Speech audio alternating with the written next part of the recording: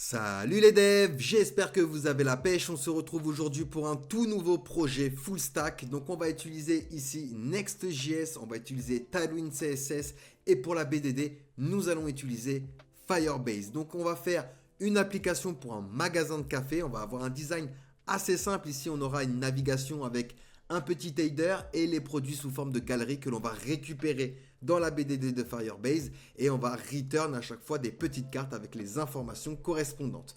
Le petit plus dans ce projet, on aura un système de panier. Donc on va faire un système de panier complet. Donc ici, hop, on aura une petite sidebar qui va apparaître et je vais pouvoir ajouter donc les produits à l'intérieur. Si j'essaye de rajouter du coup le même produit plusieurs fois, eh ben ça ne va pas me rajouter une carte, mais ça va incrémenter, vous voyez ici, la quantité directement. On aura le prix également total qui va prendre en compte le prix unitaire de chaque produit et la quantité. Et ça va donc nous calculer le prix total et nous afficher du coup le prix total. Et donc on pourra faire ceci avec tous les produits, tac, tac et tac. On aura également des petits toasts qui vont apparaître lorsqu'on va rajouter des produits au panier. Ça sera grâce à la librairie React Toastify qui va nous permettre de mettre en place des petits toasts assez rapidement. Donc voilà pour la présentation de ce petit projet. Donc c'est assez sympa de mettre un système de panier en place comme ceci. Pour le panier, on pourra à chaque fois incrémenter ou décrémenter la quantité pour chaque produit. Si la quantité est 0, et ben hop, ça va le supprimer. Sinon, on va pouvoir également supprimer, peu importe la quantité, le produit via le petit bouton ici de suppression. Allez, c'est parti donc pour ce projet. Avant de commencer, n'hésitez pas à vous abonner à la chaîne YouTube si vous voulez vous faire la main sur les langages et les outils du web. Nous proposons divers projets en HTML, CSS, JavaScript, React, Next.js, PHP, SQL et j'en passe. Donc il y a divers projets histoire de vous faire la main sur les langages et les outils du web. Nous proposons également un pass premium sur notre site laminutedecode.com qui vous donne accès à toutes nos formations premium alliant théorie, pratique et des livrets d'apprentissage sur divers outils et langages du web.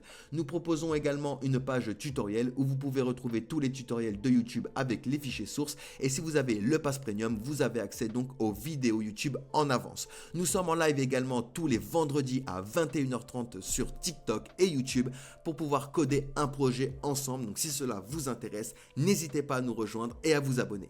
En attendant, je vous souhaite un bon visionnage à tous. Donc c'est parti pour ce projet. Première étape ici, j'ai créé un dossier que j'ai appelé live, que j'ai ouvert du coup sur Visual Studio Code et qui est bien sûr vide. Donc on va se retrouver sur le site de nextjs.org et récupérer la petite commande pour initialiser un projet avec Next.js. Donc ici soit on fait terminal ici, nouveau terminal, soit on fait le raccourci CTRL-MAJ U accent grave donc pour ouvrir notre terminal. Une fois que le terminal est ouvert, nous allons pouvoir donc coller la petite commande ici npx create next app latest et je vais en profiter pour rajouter un nom au dossier. Donc ici je vais l'appeler Coffee App, donc pour le nom du dossier, donc le nom de l'application. Il va nous poser quelques questions, notamment si on veut utiliser TypeScript. Oui, on va vouloir utiliser TypeScript. Non, on ne va pas utiliser ESLint. Bon, pour ceux qui ne savent pas, ESLint est une extension qui va nous permettre de vérifier les erreurs de syntaxe directement lorsque l'on code.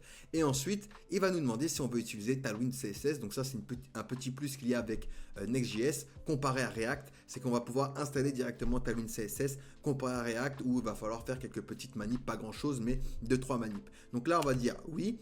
On va pas utiliser le source directory mais le app directory et on va utiliser le app router et on va dire non pour le custom alias. Donc il va installer tout ça. Donc, vous voyez ici, on va avoir un dossier complet. Il y a un dossier node module qui va apparaître. Dans le dossier public, je vais en profiter. Vous pouvez trouver du coup toutes les images que je vais utiliser, les logos, etc. Donc vous pouvez les trouver en fichier source, en description sur le site laminutedecode.com. Et ici donc j'ai récupéré toutes les images de mes produits que je vais rentrer dans la BDD, mais notamment ici le petit, alors non, pas celui-ci, il est trop, pardon, tac. Donc notamment, vous voyez les images de produits que nous allons rentrer directement. On va utiliser également une petite bibliothèque qui est React Icons. Donc ça, hop, on va se le fermer. Donc ici, je suis dans le dossier live. Vous voyez, je ne suis pas dans le dossier Coffee App. Donc j'ai fait un CLS, c'est pour clean le terminal. Et il faut que j'aille dans le dossier Coffee App. Donc pour ça, j'ai fait un CD coffee-app. Hop, et ici maintenant, je suis bien dans le dossier Coffee App. Ou alors vous faites un clic droit, ouvrir dans le terminal intégré, ça fonctionne également. Et ici, donc, on va installer toutes les dépendances dont on a besoin. On va avoir besoin de React Icons pour les icônes et Firebase donc pour la BDD. Donc hop, ça on va pouvoir se le fermer. React Icons est une bibliothèque qui va nous permettre d'utiliser plusieurs icônes de plusieurs bibliothèques, que ce soit Fontawesson, GameIcon, etc. Donc c'est très performant avec React et Next.js. Donc une fois que tout s'est installé, on va pouvoir lancer notre application donc sur le navigateur, et pour ça on va pouvoir donc lancer le script npm run dev que l'on peut retrouver dans le packet.json. D'ailleurs, si vous allez au niveau des scripts, vous voyez ici dev, donc pour lancer l'application on fait un npm run dev, hop, comme ceci, et il va nous passer donc un petit lien. On va cliquer sur ce lien, tac, et hop, il va ouvrir du coup notre application directement sur le navigateur. Ce qu'on va voir ici dans notre application va correspondre à ce qu'il y a ici dans page.tsx.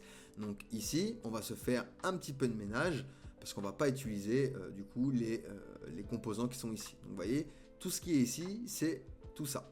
Donc on va reprendre tout ça. Hop, tout ce qu'il y a dans le main, on l'efface. Et ici, on va se return simplement des React Fragments avec un H1 hello, par exemple.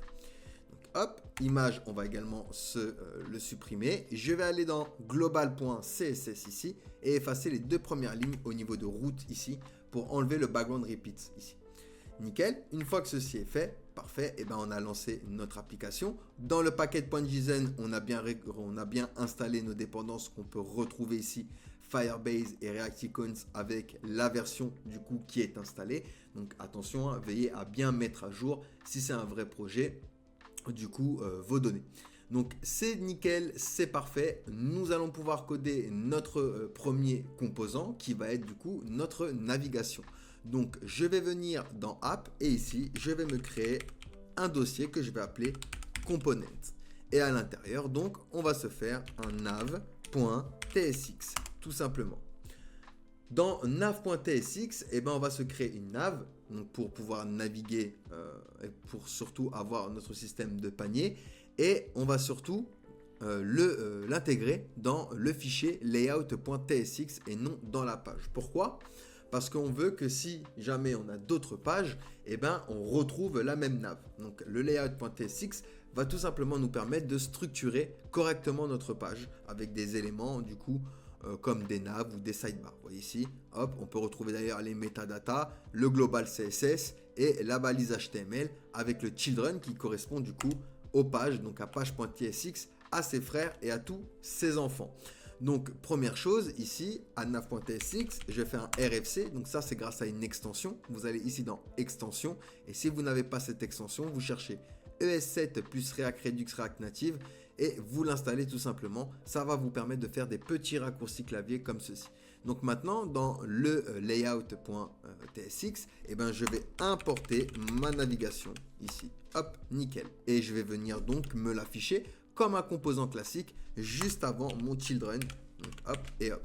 Et ici je vais avoir nav qui va apparaître. Vous voyez, tac. Et peu importe la page où je vais être, si je crée d'autres pages, j'aurai ma navigation ici. Et c'est ça qui est intéressant avec ce fichier, donc le fichier layout.tsx. Donc deuxième chose, je vais aller sur React Icons, je vais me diriger sur mon composant nav. Donc ça, on va se le fermer pour le moment. Ça, on va pouvoir se le fermer. Et on va utiliser use client ici pour le rendu côté client parce qu'on va utiliser du state un peu plus tard pour faire apparaître notre modal, notamment pour le panier. Donc ici, on va rechercher shopping. On va mettre shopping. On va voir si il nous propose un petit panier assez sympa. On va prendre celui-ci par exemple. Donc celui-là, hop, on va le prendre et on va se l'importer comme ceci. Et du coup, on va prendre également du coup une petite icône coffee. Donc on va prendre celle-ci. Hop, donc je vais la copier également et je vais me la coller ici. On va venir importer également link pour créer une navigation lorsqu'on va cliquer sur l'espèce de logo que l'on va créer. On veut qu'il nous renvoie vers la page d'accueil, donc même si on n'aura qu'une seule page ici. Donc ça vient de from next/link. Hop, nickel. Et donc on va pouvoir directement se return notre navigation. Donc ici, je retourne dans mon application et je me mets la balise nav avec des classes. Vu qu'on utilise Tailwind CSS, ça va être assez rapide. On va mettre un fixed donc pour que ce soit du coup en position fixed et on va le placer à top 0 et left 0 également. On va lui donner un Z-index, le Z-index de 100. Hop, donc personnalisé. Lorsqu'on met des valeurs personnalisées avec Tailwind, on va mettre la valeur entre crochets. Ensuite, un W full pour qu'il prenne la largeur disponible et une hauteur personnalisée. Donc, on va lui dire 50 pixels au niveau de la hauteur. Par contre, il fera du W full au niveau de la largeur. Nickel. Donc, une fois qu'on a fait ceci, on va lui donner également un Shadow MD. Donc, ça, c'est pour la petite ombre portée. Et un BG. BG Gray 700, par exemple. Mais vous mettez la couleur que vous voulez. Ensuite, nous allons utiliser Flexbox. Donc, Flex. Justify Between pour venir coller les éléments sur les bords et mettre de l'espace entre ces éléments. Et Item Center pour le centrer donc sur Y. Du padding de niveau 5. Et on va mettre la couleur de texte en blanc. Donc, on va faire un texte white. Et ici, j'ai bien ma navigation qui commence à apparaître. Ensuite, on va se mettre une balise link. Donc ça va être pour notre logo. Donc link va attendre un attribut. L'attribut du coup, href, comme pour un lien. Et il va aller où? Eh bien, dans la page d'accueil. Donc un simple slash pour dire à la racine. Et je vais aller chercher du coup ma petite icône de café. Donc ici, tac. Je vais venir m'afficher ma petite icône ici qui va apparaître. Donc hop, si je refresh, qui va apparaître donc bien ici. Et lorsque je vais cliquer, ça va me renvoyer toujours sur ma page d'accueil. Nickel, parfait. Après donc cet élément, on va se faire une petite div avec la classe Flex et la classe donc Item Center. Et gap2 qui correspond à la gouttière avec Flexbox ou avec gris également. Ensuite, on va se mettre un button. Le button, on va lui donner du padding de niveau 2. On va également lui donner Flex, Items Center pour centrer sur Y, Justify Center pour centrer donc sur X, et on va également lui arrondir les angles avec Rounded Full. On va lui donner une hauteur et une largeur de 8, donc W8 et H8. Et lorsque l'on va lorsqu'on va le hover, on va changer le background avec du BG Gray 400, histoire de avoir une petite transition. Ensuite, ce qu'on va lui dire également, hop, c'est qu'on va lui dire qu'on va le positionner avec position relative. Pourquoi? Parce qu'on va utiliser position absolue pour incrémenter le panier avec 0, 1, 2, 3, etc. Et un petit curseur pointeur, donc pour indiquer à l'utilisateur quand même qu'il va cliquer sur un bouton. Donc là, hop, il manquait le petit point. Alors, oups, alors pourquoi il n'accepte pas? J'ai dû mettre un espace ici, voilà. Nickel. Alors, là aussi, j'ai mis un espace, décidément. Hop, voilà. Nickel. Donc là, j'ai bien mon bouton. À l'intérieur de ce bouton, donc, on va placer notre icône de panier. Donc ça, je le récupère. Et à l'intérieur de mon bouton, donc, je vais l'afficher ici. Donc ici, je vais avoir mon icône de panier qui va apparaître. Maintenant, je veux le petit plus, le petit 0. Donc, ce que je vais faire ici, alors hop, juste avant du coup notre icône, on va se mettre un span que l'on va placer donc avec position absolue. On va lui donner un top 0 et white 0, donc on le positionne à top 0 et white 0. Un BG Red 500, donc ça c'est pour le fond. On va également lui donner un Rounded Full pour avoir un cercle parfait. Et on va lui donner du padding de niveau 1. On va également lui rajouter d'autres choses. Donc ici, on va lui mettre 0 déjà pour qu'on puisse voir où il est. Vous voyez, il est bien ici. Donc on vient ici. On lui rajoute donc padding 1. On va lui donner un texte 11 pixels au niveau de la font size. On va également lui donner un flex, Item Center et Justify Center donc pour le centrer. Et un H4, W4 donc pour la hauteur et la largeur. Et ici, vous voyez, j'ai bien mon petit 0 qui apparaît. Donc, on verra comment on peut faire plus tard pour, lorsque je vais cliquer sur le panier, faire apparaître ici, du coup, ma sidebar, donc une modale que l'on va créer pour le panier. Mais ici, donc, j'ai bien ma navigation, c'est parfait. On va pouvoir s'occuper maintenant de notre header. Donc, ce que je vais faire ici, même histoire, je vais aller dans Component et ici donc je vais me créer un fichier que je vais appeler header.tsx. Donc ici même histoire, RFC donc pour le petit raccourci et je vais me diriger sur page.tsx Et ici, donc, je vais importer mon header. Donc, import header from component header et je vais l'afficher donc à la place du H1 juste ici. Tac et tac. Et je vais bien avoir donc mon élément header qui va apparaître ici, qui est juste en bas de la nav. Je rappelle, vu qu'on l'a positionné avec position fixed, il est bien juste en bas. Donc maintenant, ce que je vais faire, je vais retourner donc dans mon header et je vais aller chercher du coup une petite icône ici. Arrow, je vais taper donc pour la petite flèche. Alors on va prendre celle-ci. On va prendre celle-ci. Donc hop, on la prend et on va se la coller ici. Donc maintenant, je retourne sur mon application. Ça, hop, on se l'efface. On va mettre la balise sémantique header et un class name. WFull pour qu'il prenne toute la largeur disponible. HScreen pour qu'il prenne toute la hauteur disponible. BGCover et BGCenter. BGCover pour que le BG prenne tout l'espace de son parent et BGCenter pour qu'il se concentre sur le centre du coup de l'image. Et ici, on va faire un style égal. Et ici, je vais rajouter donc un background image, 2 points. Et on va aller chercher donc URL. Hop, alors là, on va mettre plus les simples cotes. Voilà, hop. Et ici, donc, on va rentrer un URL. Moi, je vais récupérer une image d'Unsplash. Donc, hop, il vous suffit d'aller dans Unsplash. Hop, vous prenez l'image que vous voulez, faites un clic droit, copiez l'adresse de l'image et ensuite vous allez la coller ici. Donc moi j'ai pris une image au préalable que j'avais déjà choisie et hop, j'ai bien ici mon image de café qui est apparue et qui est du coup responsive puisque hop, il va s'adapter grâce à BGCover et BGCenter. Ok, nickel. Donc maintenant à l'intérieur de cette div, on va se refaire une div avec WFull, avec également HFull. On va lui mettre un BG Black, donc pour un background noir. Et on va lui mettre un peu d'opacité. Donc BG Opacity 50. Donc en fait, c'est juste pour mettre un petit voile sur l'image pour qu'on voit mieux l'écriture. Ensuite, Flex, Item Center et Justify Center avec un Flex Call pour un Flex Direction Column tout simplement.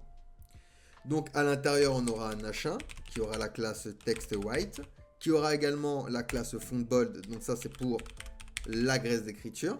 Oups, j'ai mis 2 points. Nickel. Donc font bold. On va également lui donner une taille avec texte 4 XL. Et on va lui dire qu'en MD, par contre, il aura un texte 6 XL. Et en LG, il aura un texte 8 XL. Donc ici, on va mettre Coffee avec un petit span, donc juste à côté. Oups, span que l'on va coller. On va coller du coup à Coffee et à l'intérieur de ce span, donc on va mettre shop et on va simplement lui donner une couleur personnalisée. Donc class name, texte et ici donc on va mettre notre couleur. J'avais mis du F9 BD 93, mais après vous mettez la couleur que vous voulez. Et ici donc j'ai bien mon texte qui est responsive, qui va s'adapter, qui aura une taille différente suivant la taille de l'écran. Grâce au breakpoint du coup de Tailwind CSS, MD pour les moyens écrans, LG pour les larges écrans. Et lorsque vous le mettez du coup sans ce breakpoint, il va correspondre au petit écran. Donc une fois que j'ai fait ceci, on va pouvoir ajouter un petit sous-titre, donc P text white, font bold également. On va lui donner un margin Y2, donc margin en haut et en bas de 2. Alors on va mettre également en MX2, donc on va faire directement M2 et text center pour le centrer avec une petite font size personnalisée, donc ça on va le mettre à part directement, donc texte, et ici donc on va lui mettre 12 pixels. Et on va lui dire donc que en MD,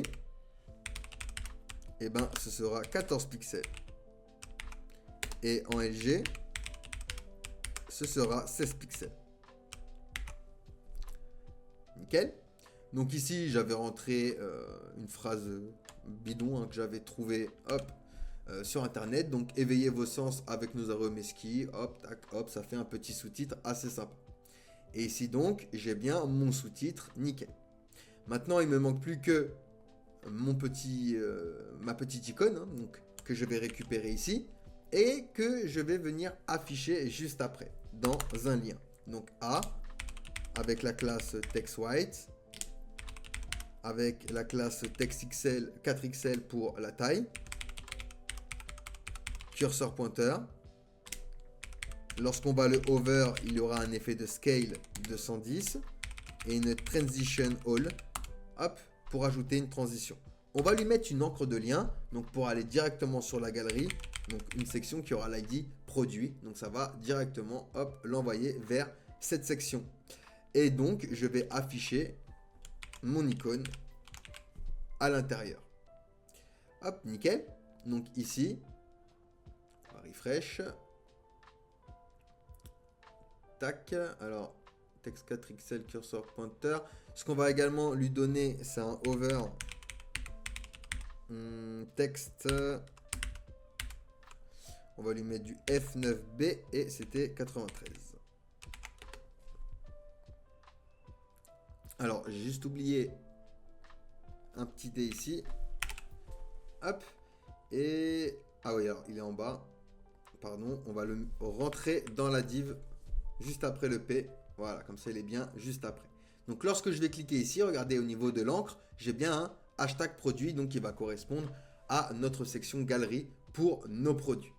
Donc une fois qu'on a fait ceci, nous allons pouvoir donc se diriger vers Firebase. Dans Firebase, nous allons donc créer un nouveau projet. Vous pouvez créer un compte gratuitement grâce à votre adresse mail et vous ajoutez un nouveau projet que vous appelez comme vous voulez. Ici, moi, pour ma part, je vais l'appeler Coffee App. Hop. Donc, j'appuie sur continuer. Il nous demande si on veut utiliser Google Analytics. On va venir le décocher et je vais cliquer sur créer un projet. En attendant qu'il crée le projet, je vais me diriger dans mon dossier app et je vais me créer ici un dossier que je vais appeler DB. Et à l'intérieur, un fichier que je vais appeler firebase.config.js. Hop, nickel. On attend un petit peu qu'il termine du coup de créer notre petit projet. Et ce fichier, en fait, Firebase config va nous servir à du coup se connecter à notre BDD. On appuie sur continuer. Et du coup, ici, on va cliquer sur la petite icône de dev. Donc, on va créer une application. Pareil, je vais lui donner un nom. Vous l'appelez comme vous voulez. Donc, moi, je vais l'appeler Coffee App. Et j'enregistre l'application. Ensuite, première étape, il va nous dire donc d'installer Firebase. Donc ici, j'ai bien npm install Firebase. Et ici, j'ai du code à coller donc dans mon fichier firebase.config. Le npm install Firebase, on l'a déjà fait, je rappelle. Donc ici, je vais simplement coller le code. Et je vais me diriger en bas et je vais cliquer sur accéder à la console. Au niveau de ce fichier, eh ben, on va venir simplement supprimer déjà nos commentaires. Tac, et on va venir import la méthode du coup getFirestore pour accéder du coup aux données de notre collection. Donc c'est from Firebase / Firestore. Ensuite, je vais venir exporter ma variable app et je vais en créer une autre que je vais exporter également, que je vais appeler db, qui sera égale donc à cette fonction getFirestore qui aura pour argument ma variable app. Et donc, je vais me servir de cette variable db pour communiquer avec ma BDD et notamment récupérer les données. Ici, pour le tuto, je laisse tout ça dans le dossier du coup, dans le fichier. Mais si jamais vous utilisez un vrai projet, créez un fichier .env local, du coup, le fichier de variable d'environnement, et mettez du coup toutes ces données à l'intérieur de variables que vous importez directement pour plus de sécurité. Donc une fois qu'on a fait ceci, nous allons pouvoir nous diriger sur l'interface de notre application et je vais venir ici, cliquer sur créer. Je vais cliquer ensuite sur Firestore Database et on va pouvoir ici créer une collection. Donc je vais simplement ouvrir le dossier live juste ici pour aller récupérer du coup mes images. Alors c'est dans public. Donc ici, on a bien nos images. Donc ce que je vais faire ici, je vais créer une base de données. Il va nous demander un emplacement. Donc ici, je vais choisir Europe. Je vais cliquer sur suivant. Il va nous demander si on veut être en mode production ou en mode test. Nous, on va cliquer en mode test. Et ici, vous voyez, on a un timestamp.date qui correspond du coup à 30 jours pour pouvoir écrire et lire la BDD. Après ça, on peut les modifier, ces règles-là. Mais ça, c'est les règles de base qui s'appliquent. Ensuite, on appuie sur créer. Et ça va donc nous créer notre database. À l'intérieur de notre database, nous allons créer une collection pour nos produits, tout simplement. Donc, on attend un petit peu que ça se met en place. On va également du coup activer le storage de Firebase pour pouvoir donc accéder aux images. Je vais cliquer donc ici dans storage et je vais également donc cliquer sur commencer en mode toujours test.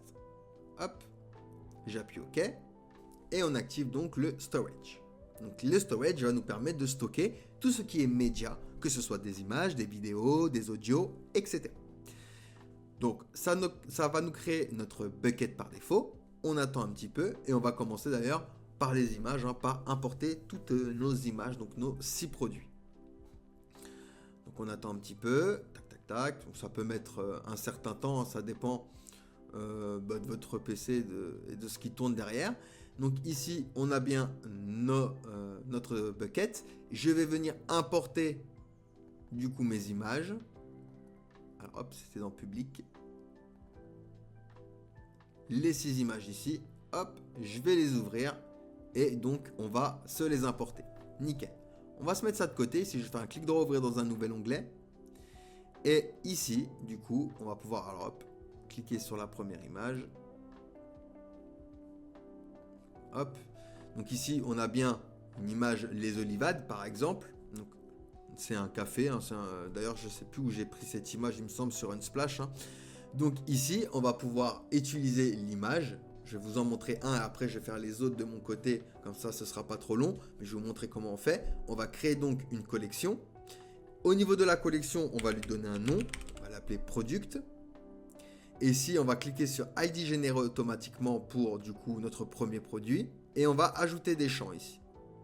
Donc ici, on aura un champ par exemple Country pour le pays. Donc ici, ce sera Colombie. Ensuite, on aura Desk pour description. Donc ici, je m'étais mis la description de côté. Donc hop, c'est ce qu'il y a écrit sur le paquet, tout simplement. Ensuite, on va aller chercher l'image, l'URL ici directement. Et donc ici, je vais mettre image. Et hop, également, je vais coller du coup l'URL. Ensuite, on aura un nom, donc name. Ici, ce sera Los Olivales. Ensuite, on aura un prix, donc price. Donc là, ce sera un type number par contre. Donc on précise bien un type number. On aura un autre type number qui sera la quantité par pack, quantity pack. Donc ce sera en grammes, on va mettre 600. Et la puissance du café. Donc puissance, il me semble que c'est strength. Et je vais mettre 3. Alors, ce sera un type number, on précise. Et du coup, ce sera 3. Et donc, j'enregistre ici ma collection. Et j'ai bien ici Product avec mon enregistrement et les valeurs.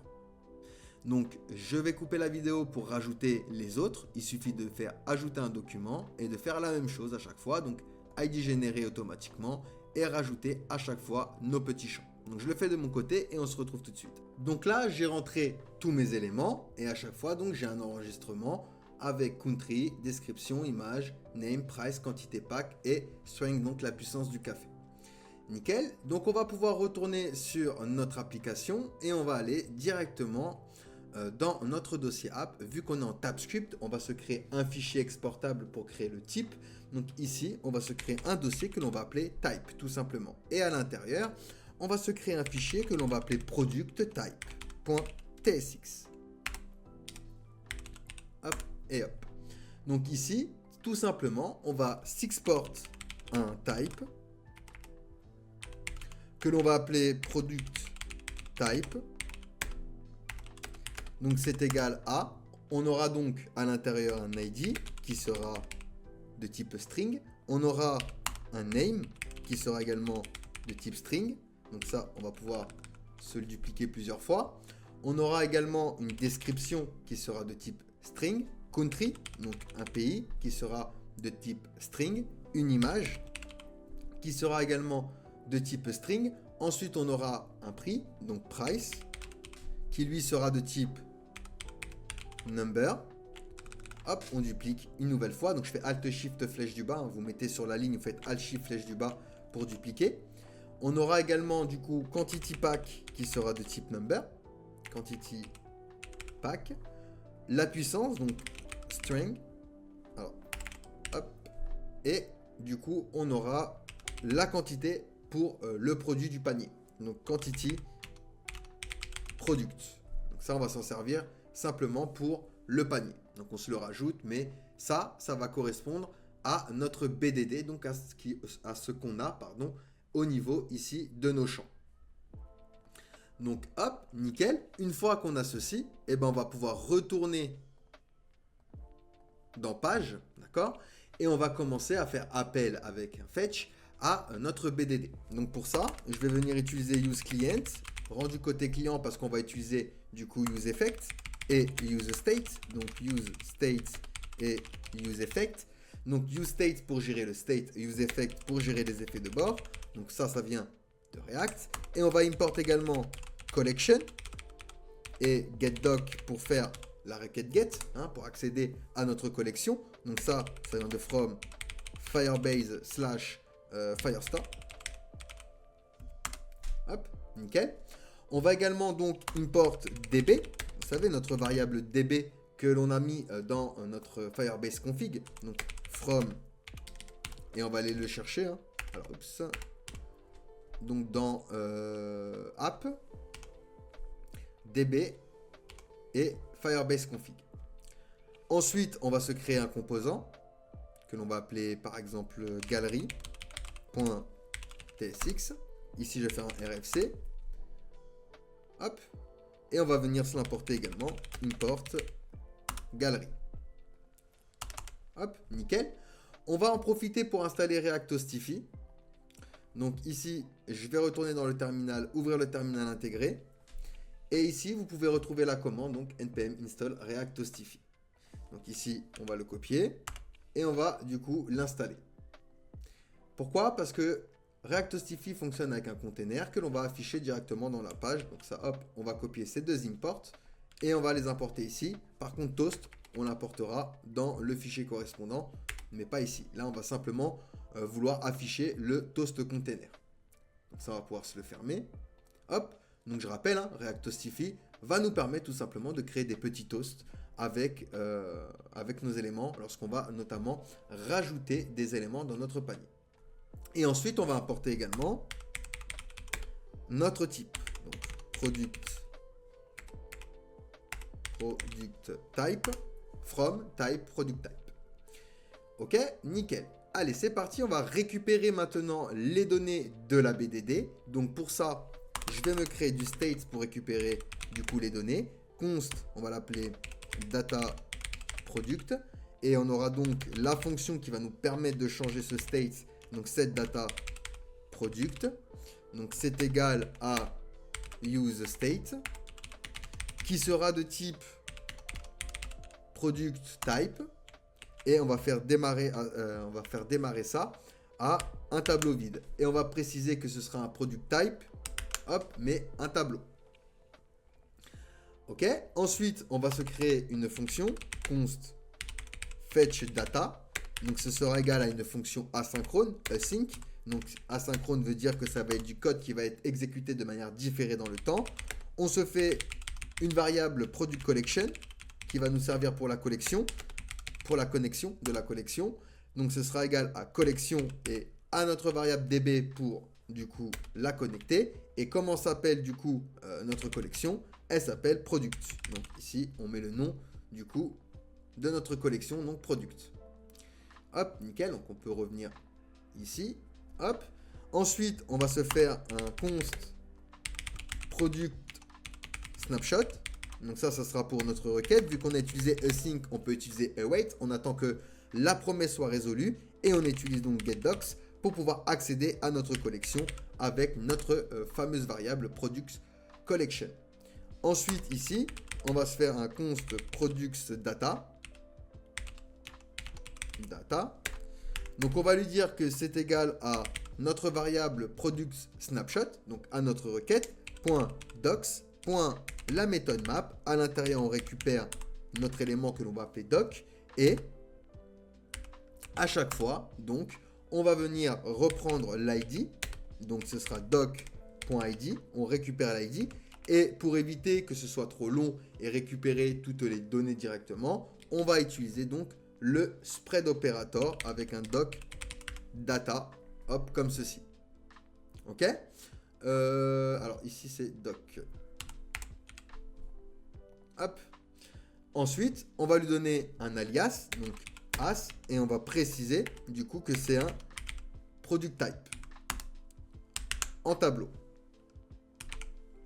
Et on va venir changer le state de data product avec donc notre variable product data. Donc maintenant, on va exécuter cette fonction. Et pour exécuter cette fonction, on va utiliser un useEffect qui aura en premier lieu une fonction, en deuxième donc un tableau de dépendance. Qu'est-ce qu'il va surveiller? Ici, il ne va rien surveiller en particulier. Il va simplement exécuter notre fonction fetchData. Et maintenant, si je viens loguer data product, donc ici, on va venir faire un console log data product. Alors, oups.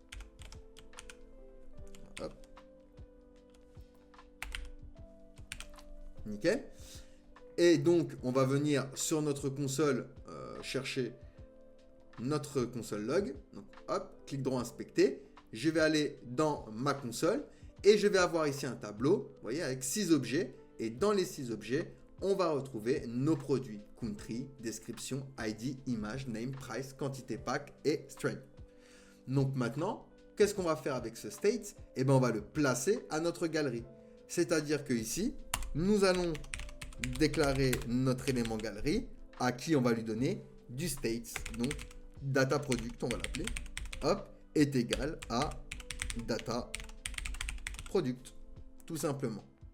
Donc ici, on vient simplement lui donner le state, on lui place le state pour le récupérer dans notre composant du coup galerie. Il y a une erreur ici, pourquoi? Parce qu'on n'a pas encore récupéré. Donc ici, ce que je vais faire, c'est que je vais commencer par import mon type, donc product type. Je vais me créer un autre composant que je vais appeler card.tsx qui va me servir pour afficher des cards. Donc je fais un RFC également pour avoir à l'intérieur un composant et je vais venir l'importer dans la galerie. Donc import card from card. Ensuite, on va créer une interface. Donc galerie props et on va simplement lui dire que data product il sera de type product type en tableau. Hop. Et ensuite dans galerie ici, je vais pouvoir récupérer du coup mes data. Donc data product et je précise qu'il sera de type galerie props. Donc il va respecter mon interface ici. Ok. Donc ici on a simplement galerie. Ce qu'on va faire, hop, et ben c'est qu'on va lui mettre un ID. D'accord? On va mettre l'ID produit. Vous vous rappelez, on avait mis une encre de lien du coup à notre bouton ici et c'était produit. Donc on lui met produit comme ça, hop, il va directement nous mettre sur notre galerie. Et class name, donc on va lui mettre une max width de 1000 pixels. Et on va lui dire wfull, mxauto pour le centrer sur à gauche et à droite et un padding de niveau 5, hop, pour mettre un petit peu de padding. À l'intérieur, donc, on va se faire une div avec la classe grid pour se créer une grille. Et on va utiliser les breakpoints de Tailwind CSS pour le rendre responsive. On va lui dire que de base, il va faire une colonne, donc grid calls 1. Quand SM, donc petit écran, il va faire un grid calls 2. Et qu'en MD, il fera un grid calls 3. Donc en moyen écran. Et en plus grand que moyen écran, il restera en 3. Et ici, on fera un gap 4, donc pour les gouttières. Et ensuite, nous allons utiliser la méthode map sur data product. Donc point map. On récupère item. Et à chaque fois, donc, ça va venir nous return notre élément card. à qui on va lui donner du coup une key, une clé unique. Ça c'est important lorsque vous utilisez du coup la méthode map qui sera item.name. Hop. Et du coup, on va lui placer également les datas. Donc item pour pouvoir styliser les cartes avec les informations correspondantes. Donc on va lui placer item également. Donc même histoire, si je retourne dans card, ici j'ai une erreur, c'est parce que je n'ai pas encore récupéré mes data. Donc ici pareil, je vais venir import donc product type.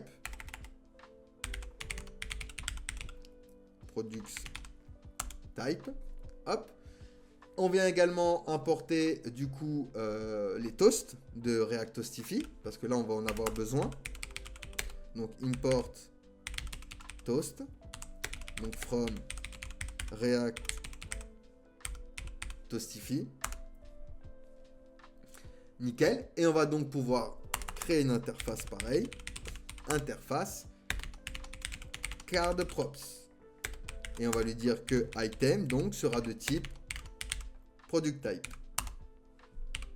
Hop. Et on va pouvoir récupérer donc nos items, donc nos informations, en lui précisant donc qu'il sera de type card props. Et du coup ici j'ai plus d'erreur qui apparaît dans ma galerie.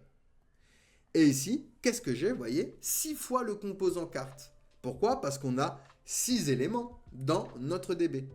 On n'a pas affiché encore les informations, mais il nous affiche déjà les composants cartes. Donc ce qu'on va faire ici, c'est que l'on va donc récupérer toutes les informations de item et afficher nos petites cartes. Donc je retourne en carte. On va pouvoir directement venir se return à l'intérieur donc de notre return à la div parente.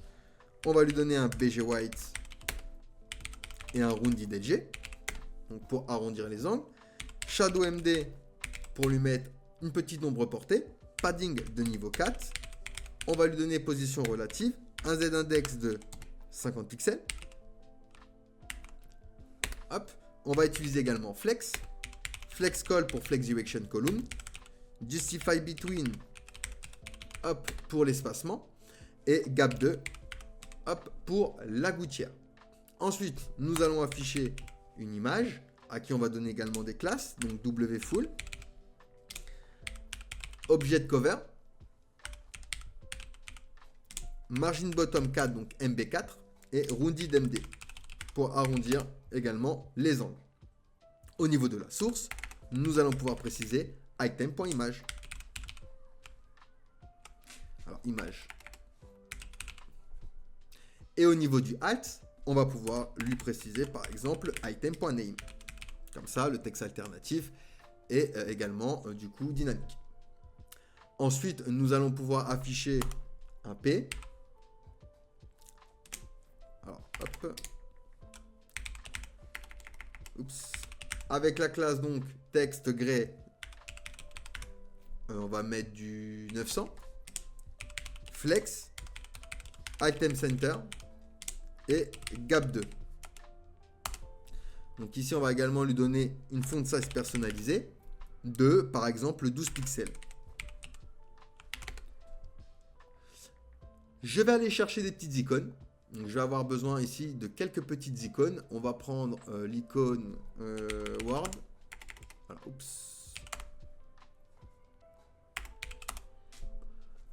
On va prendre celle-ci. On va venir se l'importer.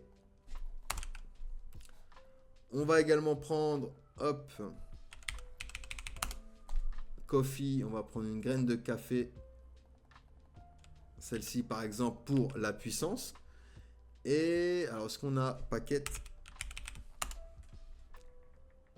On va prendre celui-ci que l'on va mettre également ici. Ok, parfait. Donc, ici, on va afficher la quantité. Donc, pour la quantité, on avait dit c'est le paquet. Donc, ici, à l'intérieur de mon P, je vais afficher mon icône et je vais également afficher un span. Donc ici, on va mettre paquet de... Donc ici, on va faire item.quantityPack. QuantityPack. Et on avait dit que c'était au gramme. Donc on va mettre gramme. D'ailleurs, ici, on va également le mettre dans un span. Hop. Et on va lui donner des classes. On va lui donner juste la classe FontBold pour qu'il soit en bold. Flex, Item Center et Gap 1. Parce qu'on va mettre ici donc notre icône. Et qu'est-ce qu'on va mettre de plus? On va pouvoir se mettre également un petit span avec écrit quantité. Hop. Et ici donc, je vais bien avoir quantité avec le grammage correspondant de ma BDD et les images aussi également. Donc nickel, on va pouvoir continuer. Donc tac, je viens ici, je vais prendre le P qui est juste ici et je vais le dupliquer donc une fois et deux fois. On aura donc origine. Donc ici, on va aller chercher l'icône correspondante que l'on va afficher ici. Et donc ici, on va afficher l'origine du café. Donc ce sera item.country. Et on va afficher également donc la puissance du café. Donc même histoire, je change l'icône. Puissance. Et ici, ce sera donc string. Hop. Et ça également, on va pouvoir se l'effacer. Comme ça, on aura la puissance. Donc ici, on récupère à chaque fois les éléments. Donc quantité, puissance et origine. Alors là, il a du mal à compiler. On va le laisser compiler tranquillement. On va également donc se mettre la description. Donc P, on va lui donner la classe texte. On va donner une font size personnalisée de 14 pixels. Et un texte grey 400. Donc ici à l'intérieur, on va bien s'afficher item.desk pour la description. Hop, parfait. Ensuite, on va avoir quoi? On va avoir le prix. On va avoir un prix. Donc ici pour le prix, on va le placer avec position absolue. Donc on va déjà lui donner un BG orange 400. Un text white pour le texte. Font bold pour la graisse d'écriture. MT2 pour le margin top. On le place avec absolute. Top 2. White 2. Donc ça c'est pour le placer. Padding de niveau 4. Et rounded full. Hop, donc pour avoir un cercle parfait tout simplement. Et donc à l'intérieur, on va afficher item.price.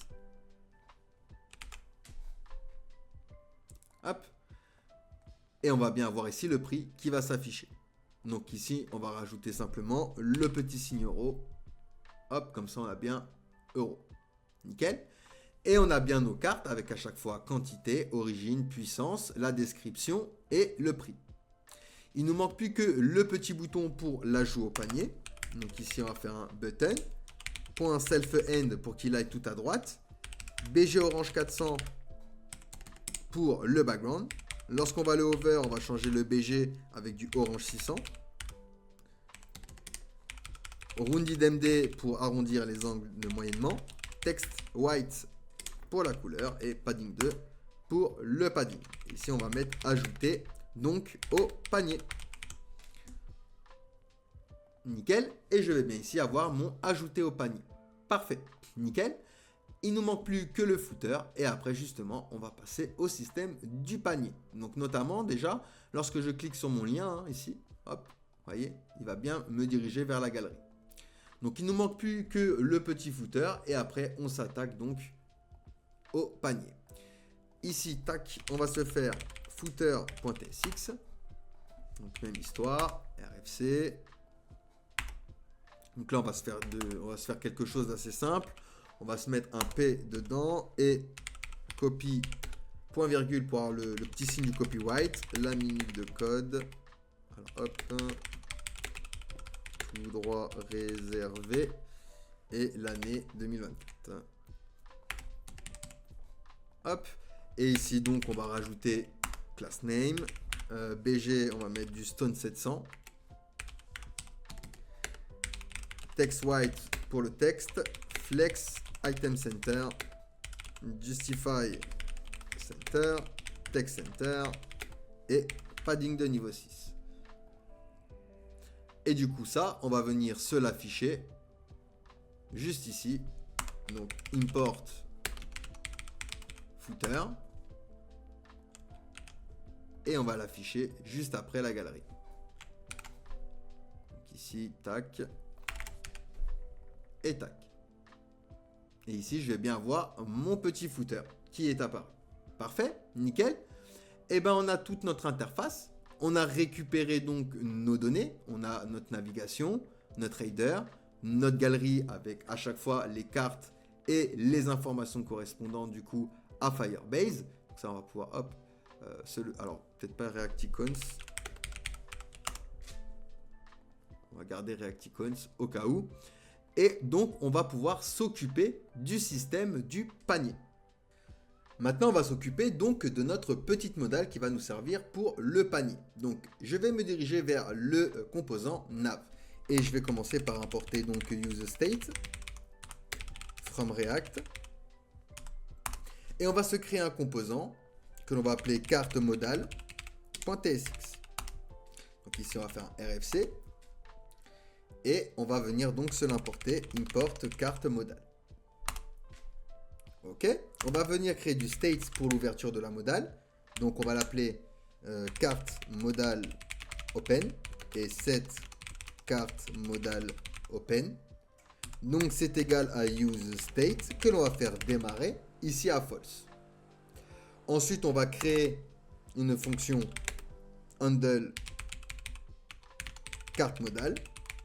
Donc ce sera égal à une fonction fléchée, hop, qui va prendre la fonction cette carte modale, donc cette carte modale open, et qui va, hop, me donner le contraire de sa valeur. Donc si c'est false, ce sera true. Si c'est true, eh ben, ce sera false, tout simplement. Et donc, je vais pouvoir venir m'afficher ma modale. Donc ici, on va l'appeler ici, carte modale. Et on va venir lui placer, donc du coup, carte modale open en props. Carte modale open. On va également lui placer le handle carte modale pour avoir la possibilité de fermer la modale avec un petit bouton, tout simplement. Donc handle carte modale. Alors, il ne trouve pas carte modale. Carte modale, est-ce que j'ai fait une faute? Ah oui, j'ai mis card. Carte modale. Hop, nickel. Donc maintenant, dans carte modale, nous allons pouvoir récupérer les props.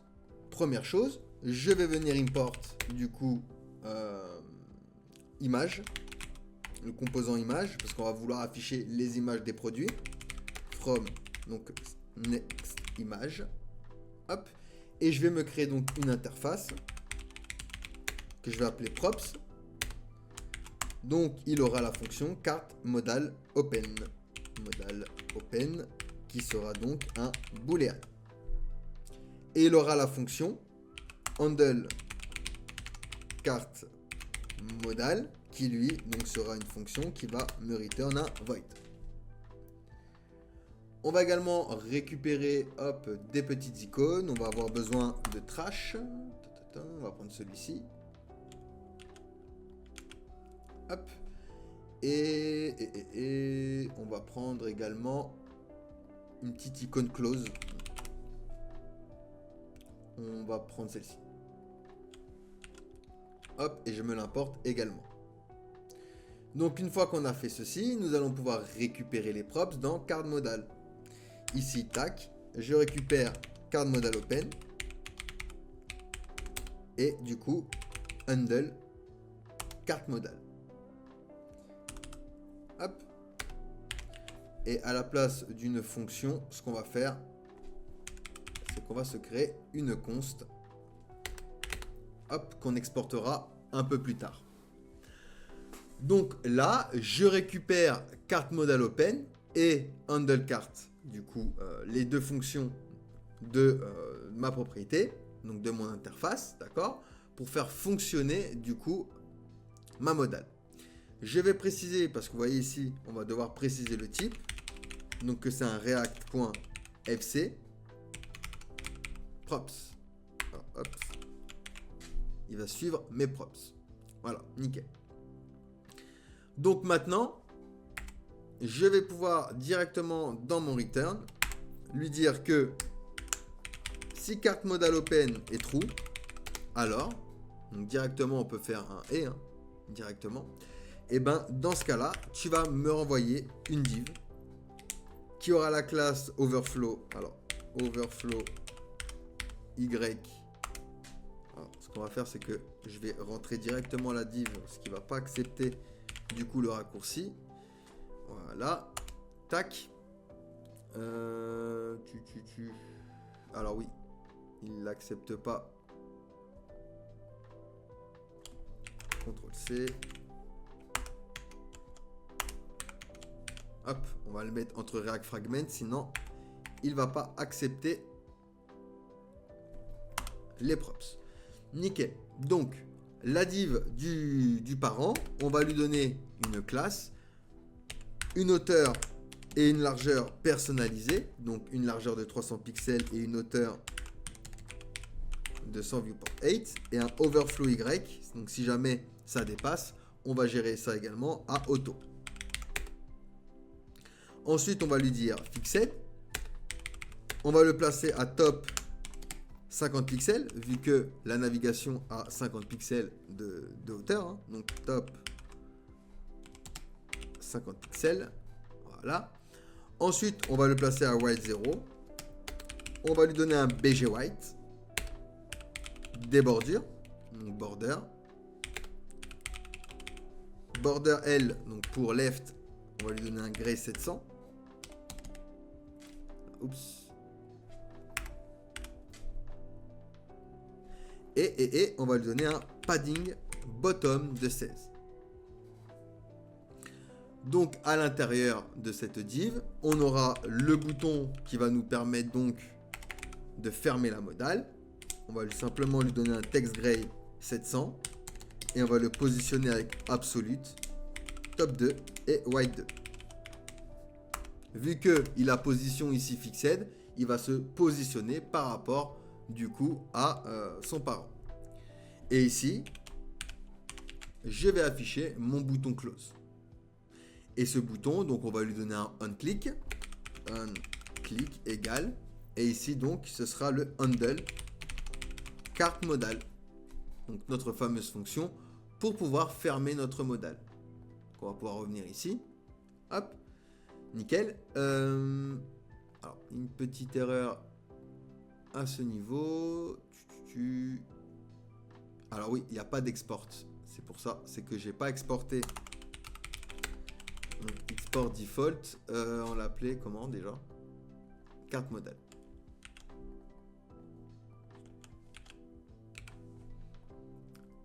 Hop.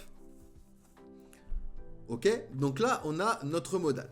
Ok, parfait. Donc normalement, si je clique sur le petit bouton du panier, ça devrait donc faire un toggle de ma modale.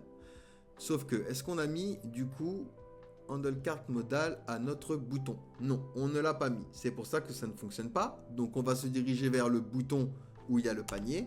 Et également, on va lui rajouter un one click égale donc handle carte modal. Hop, voilà. Donc il a la même fonction pour la fermeture puisqu'il toggle. Et là, hop, vous voyez, ça va toggle du coup ma petite modale ici. Et ici, je vais pouvoir le fermer, hop, comme ceci. Tac et tac. Nickel, parfait. Donc maintenant, il va falloir lier le state de ajout panier et hop, afficher les petites cartes correspondantes ici. Donc pour cela, nous allons créer un contexte avec du coup Next.js. Je vais créer un dossier ici que je vais appeler contexte tout simplement. Et à l'intérieur, donc un fichier que je vais appeler carte de contexte.tsx. Hop, nickel. Donc ici, on va créer un contexte pour tout ce qui est ajout de panier, ajout de quantité, etc. Donc première chose, je vais utiliser useClient ici. Et on va venir import, donc create context. On va également récupérer use context. On va également récupérer use state et React Node. Donc ça vient de React. Je vais également importer mon type. Donc product type. Alors, product type. Ok. Ensuite, on va se créer une interface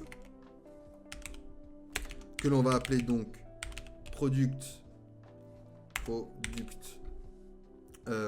type. Hop, context type. Et ici donc on va rentrer toutes les valeurs qu'il va y avoir. Il va y avoir donc un tableau de produit. Donc ici ce sera product qui va respecter du coup product type sous forme de tableau. Ensuite on va avoir une première fonction pour ajouter au panier. Donc on va l'appeler add to cart. Donc ce sera une fonction qui aura product qui sera de type product type et qui va nous renvoyer donc un void. Ensuite, on aura une fonction decrement quantity pour décrémenter la quantité. Donc même histoire, ce sera une fonction qui aura lui par contre product ID qui sera de type string et qui va renvoyer un void. Je duplique la ligne. On aura une fonction increment quantity qui pareil aura une fonction product ID de type string qui nous renverra un void. Et on aura enfin une autre fonction pour enlever, donc remove from cart, qui pareil prendra le produit ID et l'enlèvera de notre panier. De là, je vais me créer une interface pour le provider. Donc, product provider props. Et donc ici, on va lui dire children, il sera de type React Node. Donc tout élément React valide. Ensuite, hop, nous allons pouvoir commencer par créer notre contexte. Donc, je fais une variable que je vais appeler product context. Donc c'est égal à la fonction create context, donc pour créer un contexte, qui sera, on précise, de type product context, si c'est ça, product context type, pardon, ou une definite. Et on va faire démarrer ça à une definite pour le moment. Ok? Ensuite, on va pouvoir exporter notre provider. Donc, on va l'appeler product provider qui sera de type react.fc et ici on précise que ce sera product provider props. Et donc, on va dire que c'est égal à une fonction qui aura children, donc ses enfants. Et cette fonction, hop, alors attendez, children, alors attendez, hop, children, nickel. Donc cette fonction va venir nous créer du state. Alors, hop, impossible d'assigner. Non, ça, on verra ça après, vous inquiétez pas. Donc ici, nickel. Et on va pouvoir donc se créer du state. Const product et set product. Donc, on définit le state et la fonction pour changer ce state est égale à use state que l'on va faire démarrer avec un product type pour qu'il respecte notre structure sous forme de tableau et qu'on va faire démarrer donc un tableau vide. Ensuite, une fois qu'on a fait ceci, nous allons pouvoir récupérer notre première fonction, donc add to cart. Donc là, cette fonction, elle va avoir product en paramètre qui sera de type product type. Hop. Et elle va venir créer une variable, donc const existing product index. Donc on va déjà voir s'il a déjà été envoyé dans le panier, d'accord? Donc c'est égal à products, et pour ça on va utiliser find index. Donc P pour produit, hein, mais le P que vous, enfin le nom que vous voulez, et on va rechercher PID strictement égal à product.id. Hop, nickel. Et donc on va lui dire que if si existing products index est true, ou si plutôt on va lui dire si c'est le contraire de -1, donc ça veut dire que le produit existe déjà dans le panier. Donc on met à jour la quantité et non le panier avec la petite carte. Donc pour ça, on va créer une variable que l'on va appeler update. Alors updated. On va l'appeler updated product. Donc est égal, et on va utiliser le spread operator pour récupérer notre produit, les valeurs de notre produit. Et du coup, on va lui dire donc update product de l'index existing product index point quantity product, et ben on l'incrémente de 1. Et on vient changer donc cette product avec notre variable update product. Donc on vient changer le state directement avec update product. Nickel. Donc ça c'est pour rajouter à notre panier. Maintenant on va faire la même chose pour décrémenter. Donc je viens juste après un add to cart. Et on va se faire donc une fonction que l'on avait appelée decrement quantity. Donc pareil, ici ce sera égal à une fonction avec product ID qui sera de type string. Et on va venir donc update. Alors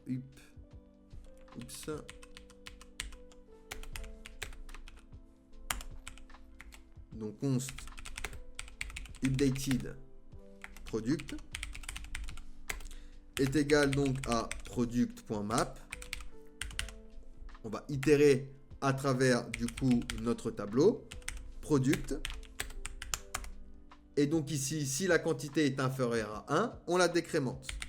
Donc hop, ici on va lui dire si product, on a mis en anglais, product.quantity. Pardon, je vous dis des bêtises. Produit.id est strictement égal à product ID.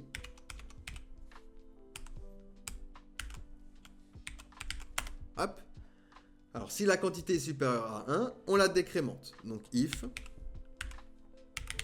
product quantity, alors,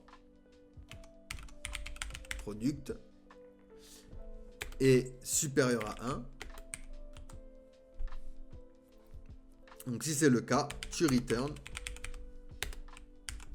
un tableau, un objet, en récupérant avec le spread operator product et quantity product.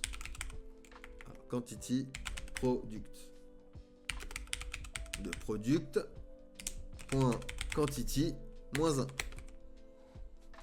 Alors c'est quantity product à chaque fois. Hop. Donc ici, si la quantité est supérieure à 1, on la décrémente. Sinon, on la retire directement. Ça veut dire que il est inférieur à 1. Donc pour ça, else, et ben return nul. On la retire directement. Alors c'est return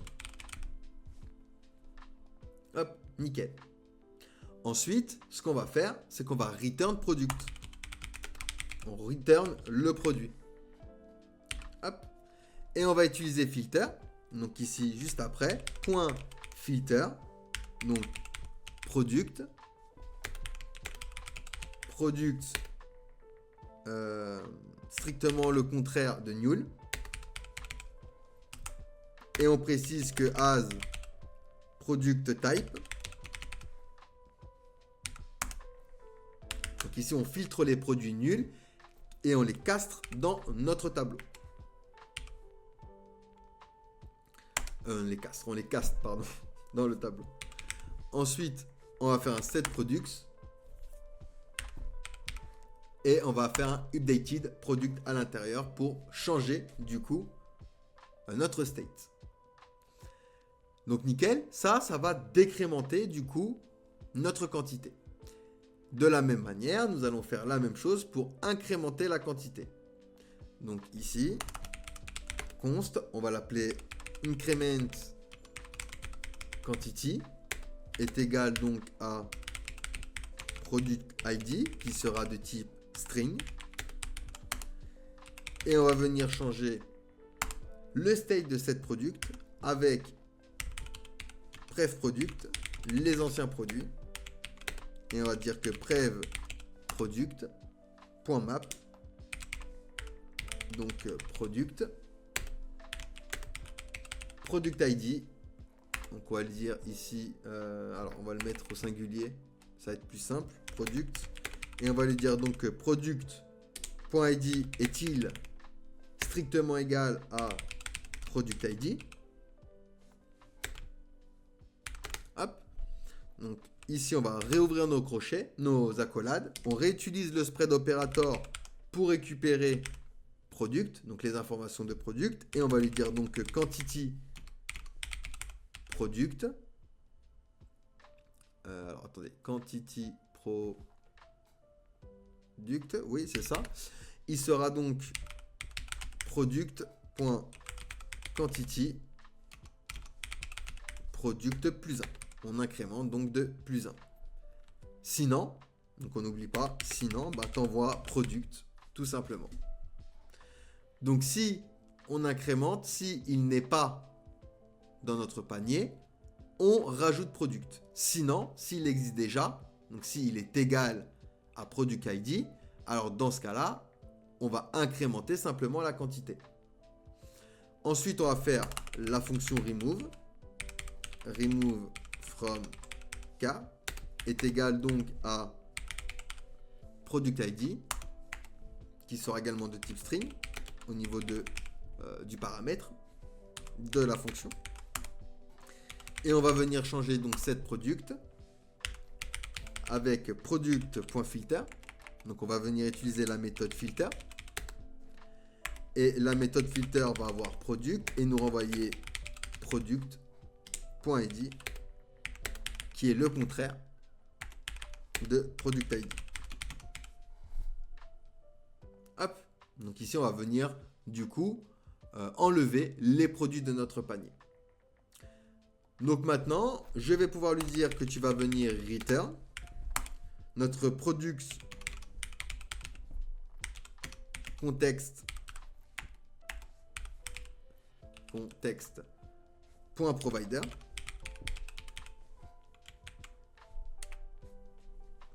Oups, tac, tac, tac. Et donc, il aura les children à l'intérieur.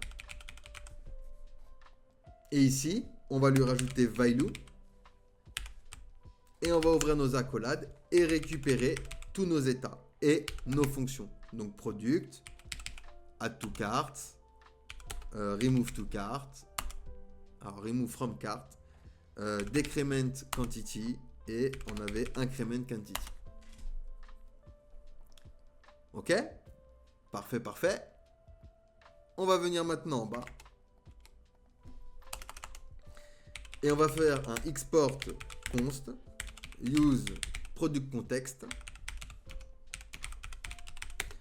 Donc c'est égal à une fonction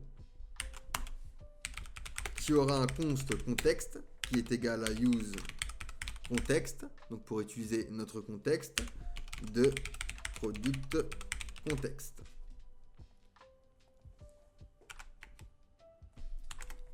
Hop. Et on va lui préciser que si j'ai le contraire de contexte,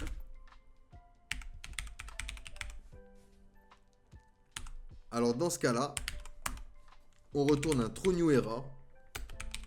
True new error. Et ici on va mettre erreur.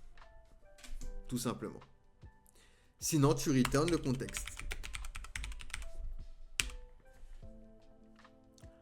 Ok? Donc première chose, je vais venir dans le layout distribuer du coup le contexte. Donc ici on va faire un import products provider. Alors, oups. Products provider. Donc on vient l'importer depuis notre contexte et on va venir englober nos éléments avec products contexte provider. Pardon. Hop, on vient englober nos éléments pour distribuer le contexte du coup à notre page et à tous ses enfants.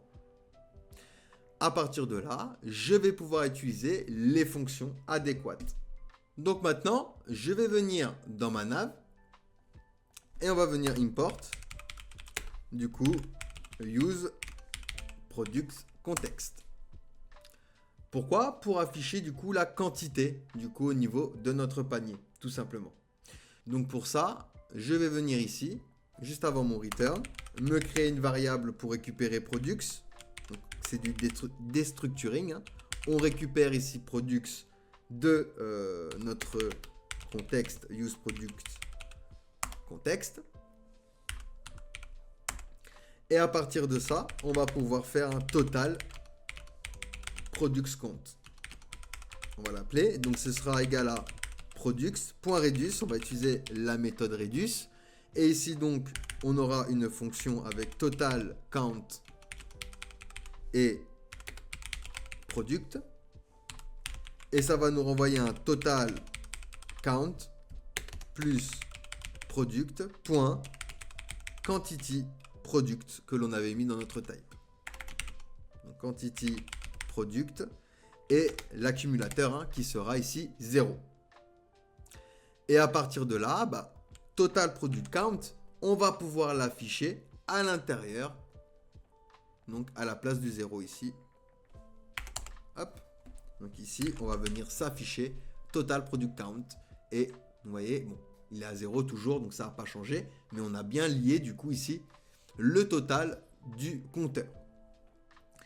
Parfait. De la même manière, je vais aller dans carte.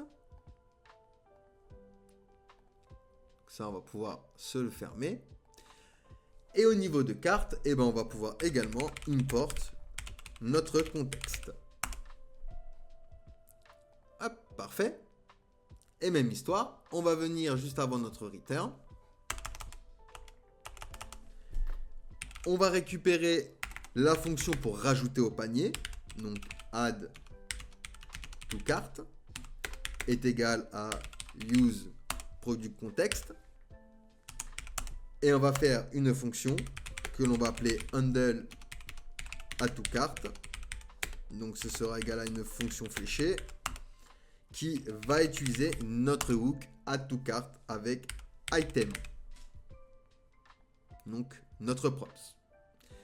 Et on enverra un toast.success. Et ici entre backtit, on va lui dire x1 item.name. Donc pour mettre le nom du produit ajouté à votre panier. Donc on envoie directement un petit toast. Et cette fonction handle add to cart, on va pouvoir donc la rajouter à ajouter panier. On clique. Et donc handle add to cart. Donc lorsque nous allons cliquer sur les produits, alors hop, on va pouvoir recharger parce qu'il n'y a plus les produits. Quand on fait des changements, parfois il y a des petits bugs comme ceci. Donc, lorsque je vais ajouter au panier, je vais incrémenter le panier, vous voyez. J'ai bien incrémenté le panier de +1. Hop, donc pour le moment, on n'a rien affiché. Hein. Et à chaque fois que je vais appuyer, ça va incrémenter. Par contre, je vois que le toast ne s'envoie pas. Parce qu'il me semble que l'on n'a pas mis le toast container. Donc on va aller dans page et il me semble qu'on n'avait pas mis en place donc le toast container que l'on va afficher tout simplement ici. Donc maintenant, lorsque je vais cliquer, alors hop, on va recharger. Donc maintenant, lorsque je vais cliquer sur ajouter un panier, ça va incrémenter et ça va m'ajouter mon petit toast, donc le produit ajouté à votre panier avec le nom correspondant. Hop, hop, hop. Nickel. Donc maintenant, ce qu'on veut, c'est afficher les produits qui ont été ajoutés sous forme de carte à l'intérieur de notre panier. Donc maintenant, direction le composant carte modal pour pouvoir afficher les petites cartes correspondantes aux produits. Donc même histoire ici, je vais venir commencer par importer mon contexte. Donc use product context. Et même histoire, avant le return, on va vouloir récupérer du coup tout ce qu'on a besoin. Donc on va avoir besoin de products et decrement quantity. On va avoir besoin également de remove from cart et de increment quantity. Donc ça vient de notre contexte. Use product context. Hop et hop. Nickel. Donc une fois qu'on a récupéré tout ça, on va venir se créer une variable pour le total du prix. Donc total price. Donc ce sera égal à product.reduce qui va prendre en compte, alors, products.reduce, nickel, qui va prendre en compte du coup total et product dans les paramètres de notre fonction et qui va nous renvoyer total plus, et là on va lui dire product.price fois la quantité. Donc fois product.quantity product. Et on n'oublie pas l'accumulateur. Ici, ce sera 0.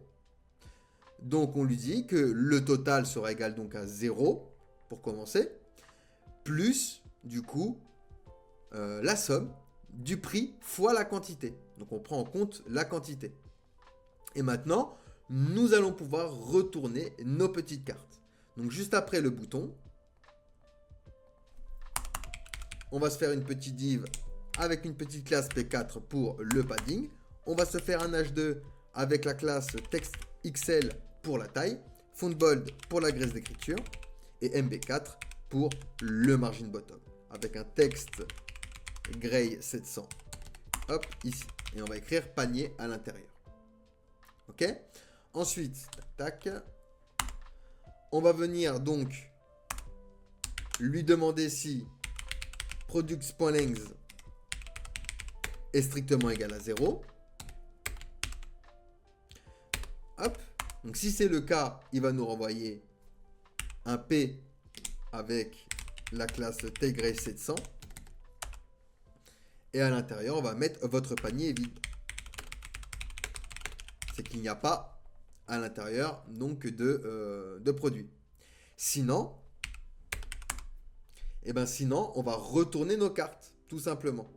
Donc ici, on va faire un product. Alors product.map, on utilise la méthode map. On récupère product dans notre fonction. Et cette fonction, donc, cette fonction donc va nous retourner une div avec la classe border B et PY2 pour le padding en haut et en bas. On n'oublie pas, hein, qui dit méthode map dit key. Donc on lui rajoute une key, ça va être product.id hein, au niveau de la key. On va pas s'embêter, hein, on va mettre directement l'ID du coup du produit.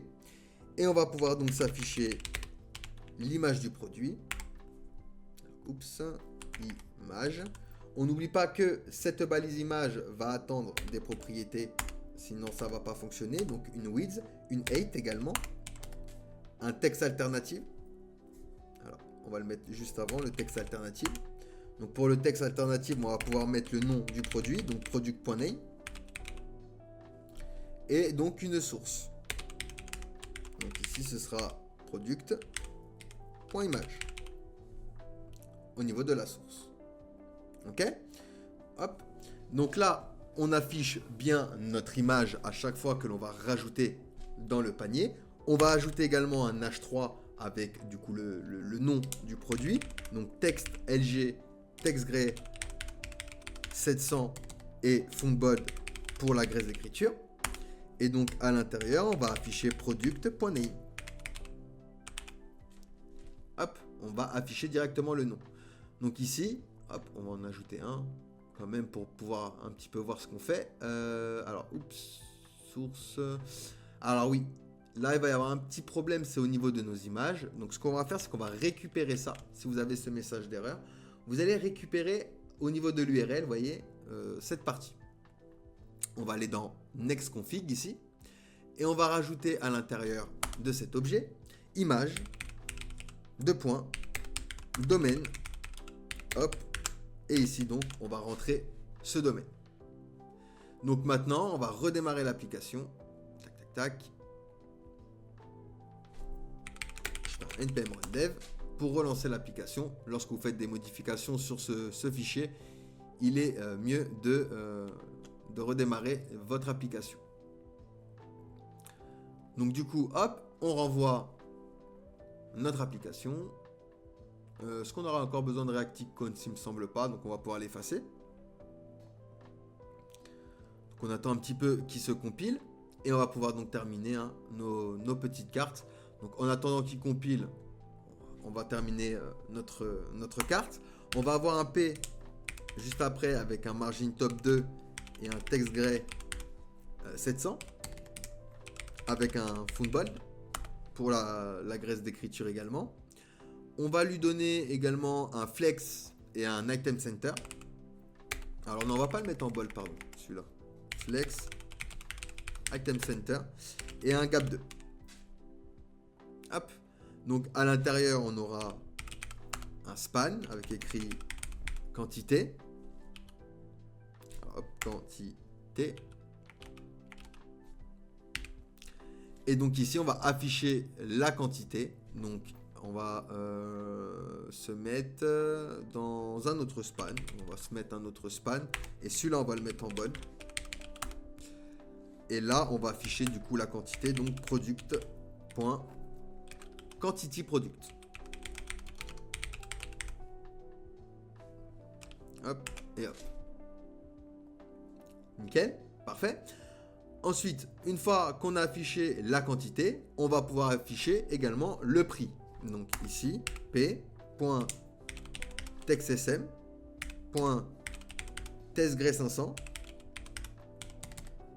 Et donc ici à l'intérieur, on va mettre prix, 2 points, et on va mettre product.price. Et on va préciser euro. UT, donc pour l'unité, par unité. Hop. Donc ici, on va recharger, parce qu'on n'a toujours pas nos cartes. Donc c'est mon PC, hein. J'ai un PC qui est assez lent en ce moment. Donc lorsque je vais ajouter un produit dans mon panier, je vais bien avoir ici ma petite image, ma petite carte avec le nom, la quantité et le prix unitaire. Parfait, nickel. Donc on va pouvoir maintenant s'afficher les petits boutons pour incrémenter et décrémenter du coup la quantité. Donc pour ça, on va venir juste après notre P. On va se faire une div avec la classe flex et item center et de la gouttière. On va mettre gap 2. Et donc ici, on va se retourner des boutons. Hop, on descend un petit peu en bas pour voir ce qu'on fait. On va rajouter un button avec la classe mt2, w6 et h6. On va lui donner également un bggray500. un hover, donc lorsqu'on va le survoler, on va changer le BG avec du BG Gray 600, du padding de niveau 2, rounded LG, donc pour arrondir les angles, curseur pointeur, flex, alors hop, item center et justify center. Justify center. Hop, parfait. Et ici donc on va mettre un moins, tout simplement à l'intérieur. Et un one click. Donc lorsque l'on va cliquer dessus, nous allons lancer une fonction qui va utiliser du coup notre fonction decrement quantity avec product ID à l'intérieur comme argument. De la même manière, je vais récupérer tout mon bouton et je vais le dupliquer 2 fois. Donc celui du milieu, on va mettre plus et on va dire que ça va être increment quantity. Et pour le troisième, eh ben on va lui dire que ce sera remove from card et on va aller chercher notre petite icône trash, la petite corbeille, que l'on va afficher donc à la place de notre plus. Alors il est où? Il est là. Hop. Et du coup ici, on va avoir notre petite icône de poubelle, de trash. On va également donc lui rajouter un BG Red 500 et lorsqu'on va le over, BG Red 600. Hop, et ça on va l'enlever. Nickel, comme ça il est différent. Donc lorsque j'appuie sur plus, j'augmente bien la quantité. Si j'appuie sur moins, ça baisse bien la quantité. Si j'arrive à 0, ça le supprime. Votre panier est vide. Hop. Et si j'appuie ici, ça supprime bien du coup mon élément. Parfait. Il nous manque quoi? Il nous manque juste le petit, admettons, un petit bouton pour du coup procéder au paiement. Et le montant total. Donc mt5.testgray700.flex.itemcenter.gap2. Donc span, on va mettre total et on aura donc un autre span juste à côté. Et dans l'autre span, on va donc lui donner le total price. Total price. Alors, hop et hop. Donc ici, on va pouvoir rajouter des classes. Simplement lui donner un fond bold et une taille un peu plus importante, donc de 2XL par exemple. Donc comme ça, lorsque... Hop, alors on va refresh. Lorsque on va rajouter donc un produit, hop, on a bien le total. Et si je rajoute, hop, ça va l'augmenter. Hop, nickel. Donc il nous manque juste de rajouter le petit euro quand même. Hop, parfait. Et enfin pour terminer, on va mettre un petit bouton MT5 Self End BG Orange 400. Lorsqu'on va le over, BG Orange 600. Rounded MT. Text White et padding de niveau 2. Et ici, on va mettre procéder au paiement. Paiement. Hop, donc admettons pour pouvoir procéder au paiement et continuer la logique. Et voilà pour ce petit projet. Nous avons, grâce à notre contexte, hop, ici, utilisé toutes nos fonctions pour faire fonctionner du coup notre panier. Et on va pouvoir donc ajouter des produits dans notre panier. Hop, tac, tac, hop. Donc ça va bien les ajouter à notre liste avec les informations correspondantes. Et on va pouvoir également les incrémenter, les décrémenter et les supprimer, comme ceci. Donc voilà pour ce petit tuto. J'espère que le contenu vous a plu. N'hésitez pas à me dire votre avis en commentaire, à me donner votre avis pour que j'améliore les futurs tutoriels et les futures vidéos. N'hésitez pas à nous rejoindre sur TikTok. Nous sommes en live tous les vendredis à 21h30 pour coder un projet ensemble. C'était tout pour moi. Je vous dis ciao ciao, à la prochaine et surtout prenez soin de vous.